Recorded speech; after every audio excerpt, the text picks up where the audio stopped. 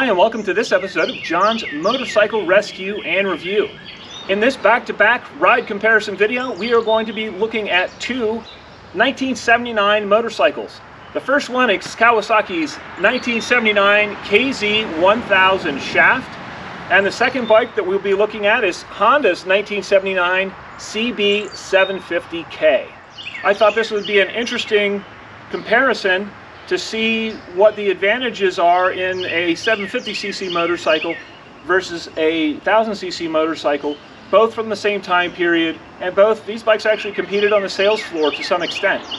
The first one up here is a Kawasaki. It's a KZ1000 Shaft from 1979, and it has the iconic KZ1000 motor, and it got the shaft drive. And this was meant to be a sport touring model. It was meant to cover a lot of miles in comfort and refinement. It does have a big, the 4-cylinder KZ1000 motor. It was actually uprated this year, so it makes a little bit more power. Some features on the KZ are big dual disc brakes up front, and I've upgraded the brake lines with Spiegler units, so it stops very well. I've also got a little bit lower, sportier handlebar on it to give it better handling. It also has a large disc brake in the rear, and it has preload only adjustment for the rear shocks and non-adjustable front forks. I have tuned the suspension in the front with progressive springs, and I've tuned the spacer length in there to give me the ride and handling that I want out of it. So it has been upgraded a little bit just to make it safer and a little bit more modern feeling. The CB750K was the first all-new CB750 after their original debuted in 1969. This bike was new from the ground up in 1979 and really shared no components with the earlier CB750s. It sported a single disc brake in the front and a drum brake in the rear. It's chain drive. Both of these bikes have 5-speed transmissions. They're both 4-cylinder motors. The motor in the Honda is actually a 16-valve 4-cylinder motor, and so it revs quickly and it picks up revs very nicely across the rev range, and it has a decent amount of power on top. But it's always nice to see a comparison that compares bikes that were, they competed on the sales floor, but they were different. This was a 1000cc bike. It's a bigger bike. It's a little bit heavier bike, and this was a little bit lighter bike, a little bit smaller. Seating accommodations are similar between the two. The seating positions are somewhat similar. And so really, what's the difference? Would there be an advantage to buying a 750 over a 1000? Is it really a point to having a 750cc bike when you've got a 1000 in the garage? Well, I'm going to grab my helmet. I'll take the camera along. Let's find out together. Let's ride.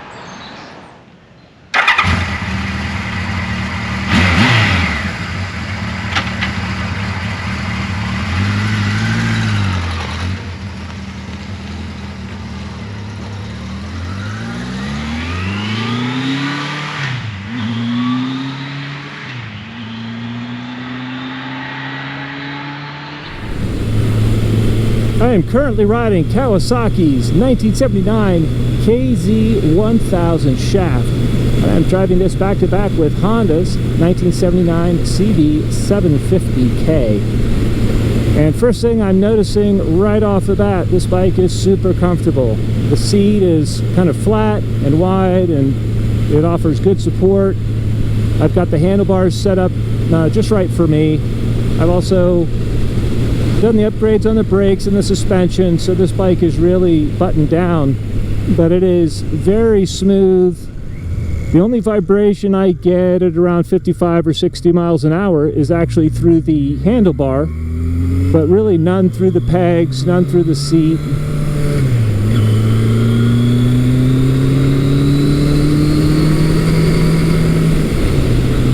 It's got that jet engine sound from the big 1000cc KZ1000 motor. This bike is running stock exhaust, so it's quiet, but I can definitely still hear the exhaust, and it sounds nice. This bike was really designed to be a lighter duty bike than the KZ1000 that debuted also in 1979. And this is more real world friendly, much less weighty than the KZ1000. And it just handles these Pennsylvania back roads easily.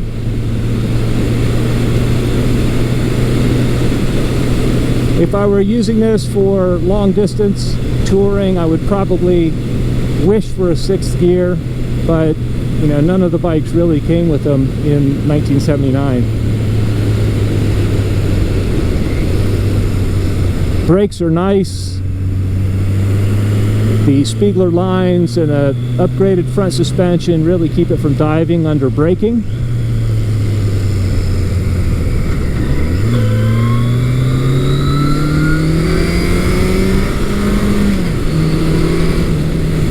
And it just has smooth power out of the corners.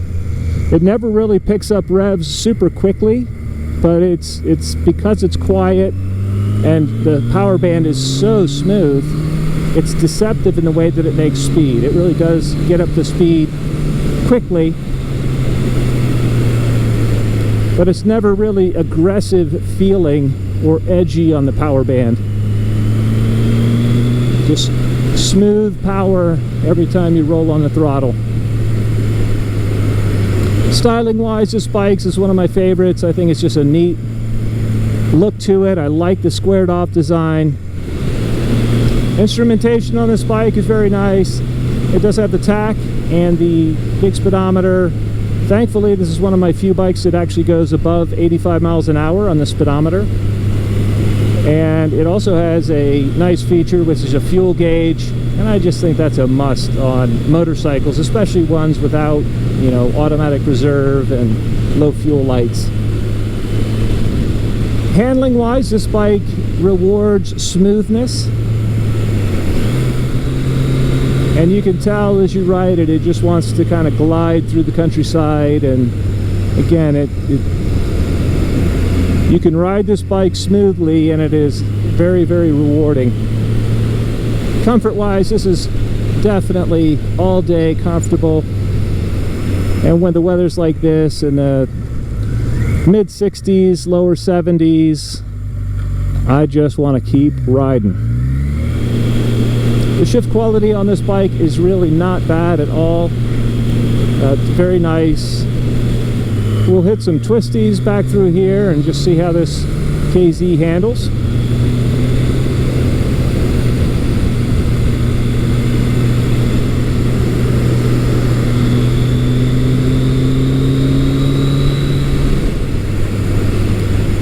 The suspension on this KZ is not super sophisticated. The rear shocks could probably use a little bit more damping, or at least damping adjustment. They're pretty basic. They do the job, but this bike is happier on smoother roads.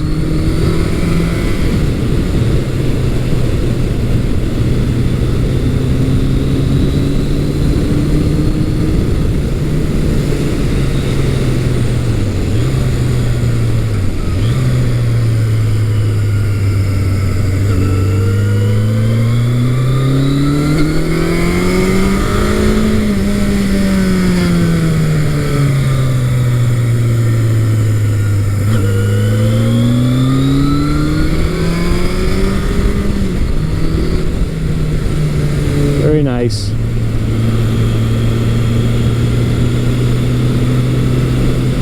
Yeah, I can definitely hustle this KZ in the corners, but if you're a newer rider, this would probably be a bit on the intimidating side. If I was riding somewhere with a new rider, I probably wouldn't put them on this particular bike. It never gives me quite the confidence in the corners of some of my other vintage bikes, and it's okay. It's an earlier year of a lot of my bikes, and it just doesn't have the kind of chassis sophistication and suspension sophistication as some of the later models. You can tell on this KZ1000 that it was really designed more for stability and higher speed touring than it was for going quickly in the corners. But even so, it's not that it won't do the corners, it just takes more effort. An area I haven't really touched on yet is the brakes on this KZ, and with the upgraded brake lines, this thing can stop hard, and it really has a very good amount of stopping power, and it really gives it a significant, notable advantage over the Honda in the braking department. Yeah, this type of road where it's a little bit more open and flowing is really where this KZ shines. This is the kind of bike that it makes you want to go a little bit longer distance, kind of take it easy. This is its comfort zone.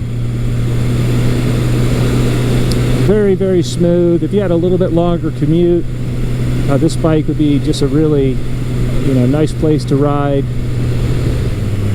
With the level of refinement that this KZ1000 offers, it really does feel modern. It doesn't necessarily have a vintage feel. It's very smooth, very composed, very refined.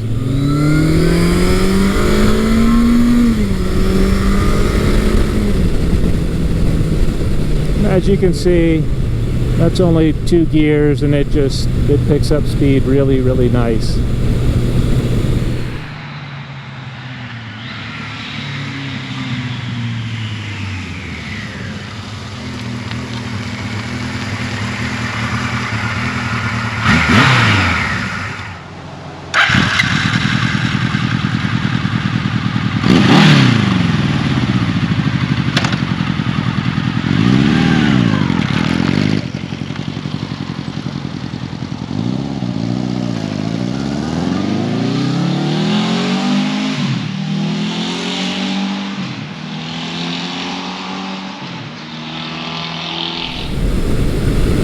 I am currently riding Honda's 1979 CB750K back to back with Kawasaki's 1979 KZ1000 Shaft.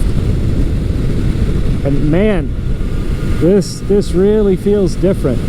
My feet, I've got a lot less leg room. My feet are kind of tucked up a little bit more in front of me and higher. The seat on this bike is comfortable. It's a little bit of a reach to the bars, even though these bars are the same ones that are on the KZ1000.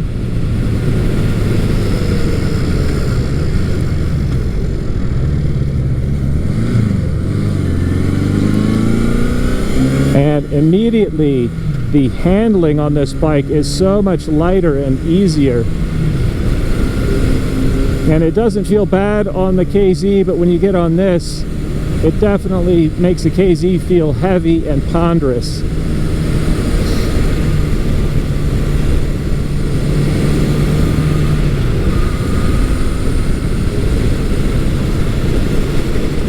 Now this particular bike definitely has a vintage feel to it, so I'm getting some vibration through the pegs, through the seat, through the handlebars, much more so than on the KZ.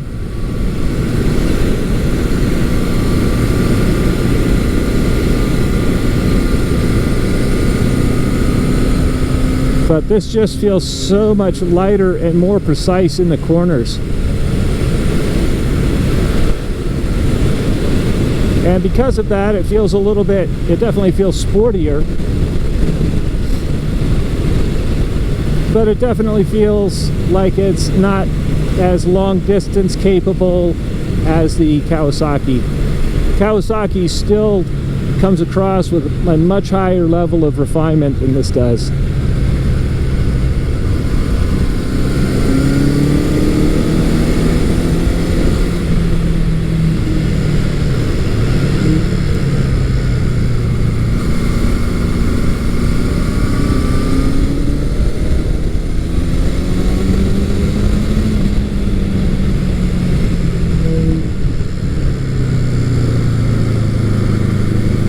Got a nice mid-range pull out of the corners.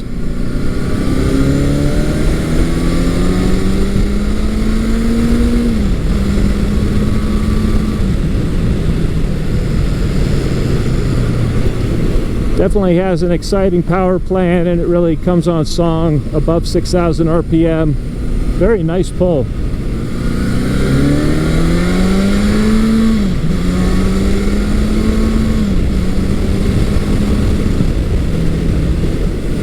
The seating position reminds me more of a kind of a cafe racer from the time period. I like the little fairing on this bike too.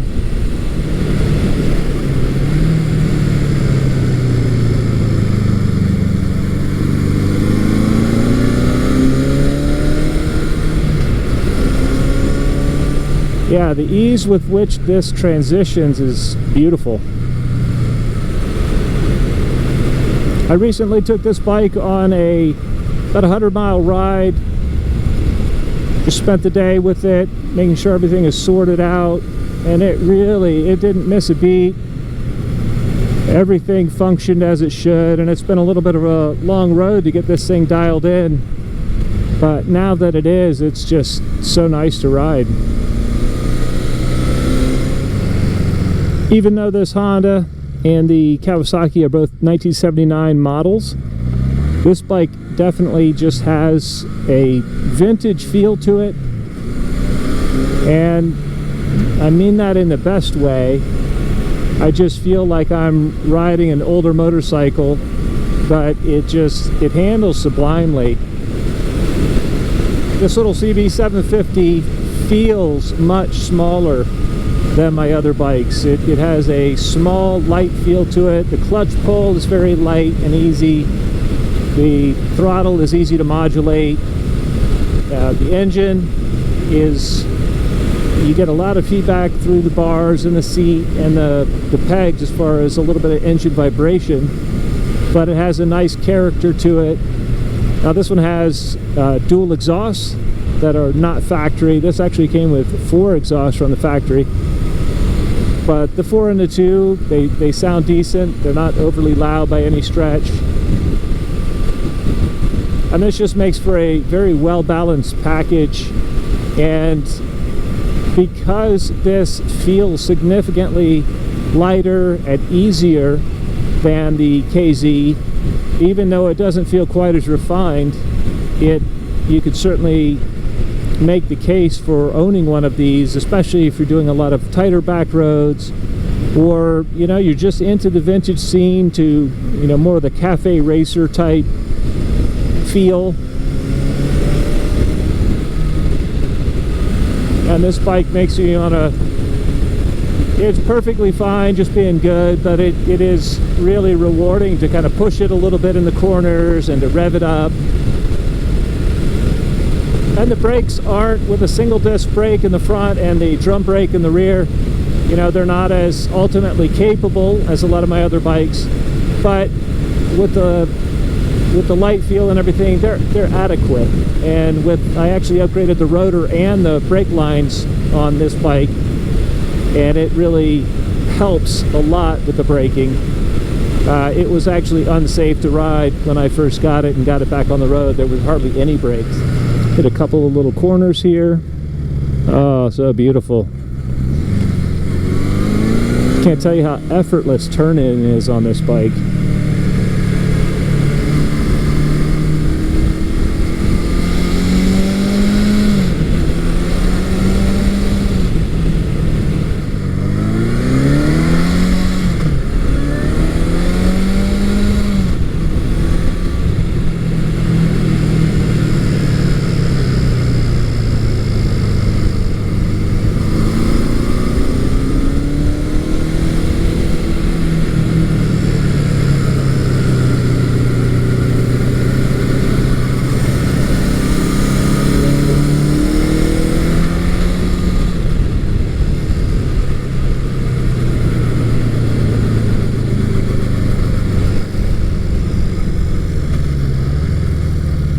That is fun.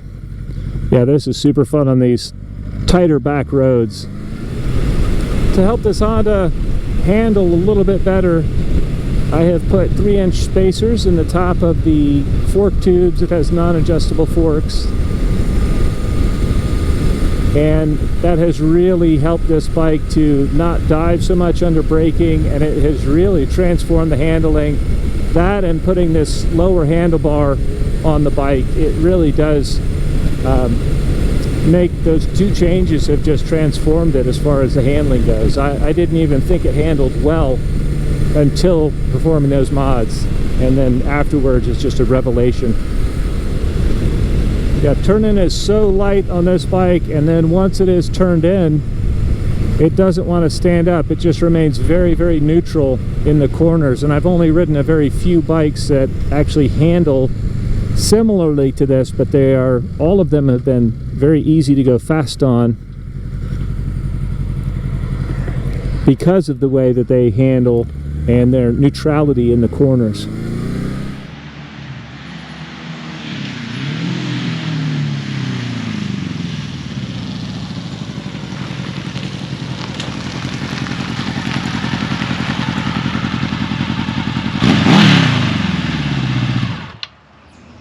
All right, that was a lot of fun. It's amazing how different the personalities of these two motorcycles are out on the road. Sitting here looking at them, the Honda actually looks like it's every bit as big as the Kawasaki, but the Kawasaki definitely feels bigger out on the road, definitely more refined, smoother. It's got a little bit better instrumentation, and the ride on it, it is all day comfortable, and especially if you're, you know, in less tight back roads, you know, something where you can average 45 to 70 miles an hour. This will do that all day long in comfort and in style. Just a really, really nice bike, and honestly very, very modern feeling, you know, with a few exceptions. It takes a little bit more effort on the controls, and it just doesn't, the handling on it, and especially the low speed handling, it can't hold a candle to this Honda. This thing is just, it's interesting, but it feels like a little cafe racer. It feels a little bit raw, a little bit buzzy, but the handling on it is super nice. And while it'll do higher speeds all day long in comfort, it's just the seating position for me, being a tall guy, is a little bit more cramped, a little bit more racy. But that kind of racy feel, the way the engine makes power, the way it really picks up at 6,000 RPM, and you know, the sound that it makes and the vibration that comes through the bike, it's very visceral. It's very rewarding to drive quickly on a tight back road. It's just a lot of fun. And so it depends on, you know, what kind of riding are you going to be doing, and you know, this is a good example of, this 750 has the traditional 750 values. You know, lighter weight. It certainly feels lighter, but it's got lighter weight. It's got better, more agile handling. It's got kind of a revvy, quicker to rev motor, and this Kawasaki just embodies the advantages of the big bikes. It's more comfortable. It's roomier. It is smoother. It has more power, and it's ultimately faster. But it's just more refined, and you know, really succeeds in the, you know, design parameters. They designed this to be kind of an open GT bike, meant to do, you know, more miles at a higher speed, and it wasn't really meant to carve corners, you know, especially on tight Pennsylvania back roads. And so, you know, it's just a fabulous machine in that regard. I'd love to know what your thoughts are. If you want to post them in the comments below, you know, if there are guys out there that are diehard Honda fans or diehard 750cc motorcycle fans, completely get it. And if you're a diehard, you know, KZ fan, or you know, big bike fan, I love the big bikes. You know, can't argue with them. If the only criteria here were fun to ride, I would definitely pick the Honda. To me, it's a hoot to ride. It's fun. I feel like I'm riding an old vintage race bike in a way.